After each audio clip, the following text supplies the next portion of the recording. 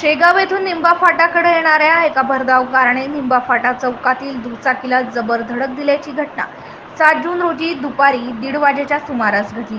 या संदर्भात प्राप्त माहितीनुसार शेगावकडून अकोटकडे भरधाव वेगाने जाणाऱ्या स्कॉर्पिओ कार क्रमांक MH 46 W 6925 च्या चालकाचे गाडीवरील नियंत्रण सुटल्याने हा अपघात झाल्याचे समजते।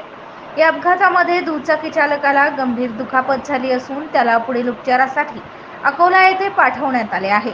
निंबा फाट्यावर वाहतूक नियमाची अंमलबजावणी करण्यासाठी पोलीस चौकीची निर्मिती केली आहे, परंतु येथील पोलीस कर्मचारी ऑन ड्युटी चौकी सोडून गायबच असल्याचे वास्तव समोर आले आहे। चौकातील कार्यरत पोलीस अधिकारी यांच्या निष्काळजीपणामुळे भरधाव वेगाने वाहने चालवून अपघात होत असल्याच्या घटना या चौकात सातत्याने घडत आहेत। त्यामुळे निंबा फाटा चौकातील पोलीस कर्मचाऱ्यांनी विशेष लक्ष दिल्यास या ठिकाणी अपघाताचे प्रमाण कमी होऊन वाहतूक सुरळीत होण्यास नक्कीच मदत होईल, अशी मागणी स्थानिक ग्रामस्थांच्या वतीने करण्यात येत आहे। MCN न्यूज मराठी करिता काझी मेहंदी हसन, बाळापूर।